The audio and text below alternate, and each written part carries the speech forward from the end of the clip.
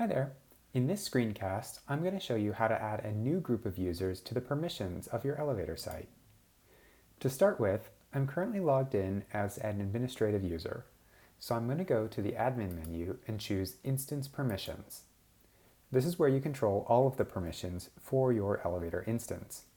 You can also manage permissions at the collection level in a very similar way. You'll see this instance already has a number of permissions attached. The administrative users can administer the instance. Anyone who's logged in with a University of Minnesota Internet ID can edit drawers.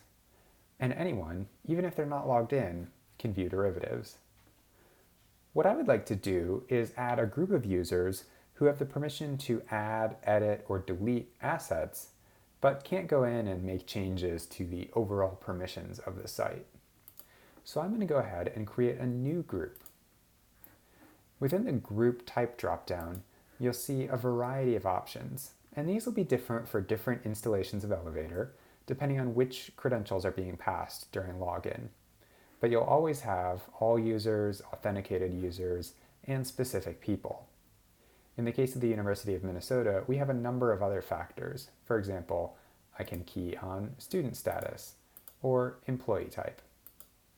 In this case, I'm going to use specific people. First, I need to give this group a name so that I can remember what it refers to later on. And I'm going to call this group of people curators. And now I need to add people to the group.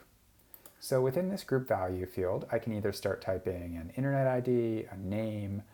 In this case, I'm going to type an internet ID, and it'll pop up to suggest the name, and I click on it to confirm. You'll see it fills in some gobbledygook. Don't worry about that. If I wanted to add another person, I could just click Add Another Value and keep repeating this process. For now, I'm going to click on Save.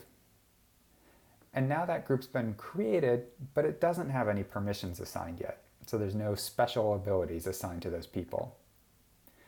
In the permissions dropdown here associated with the group, I'm going to select the permission to add, edit, and delete assets, and then click on Save Permissions. And now when that user logs in, they'll have the ability to create new assets or edit existing ones. If I ever want to get back to that group, in my existing groups dropdown, I just choose my curators dropdown, click Edit Group, I see who's in it already, and I can keep adding more people.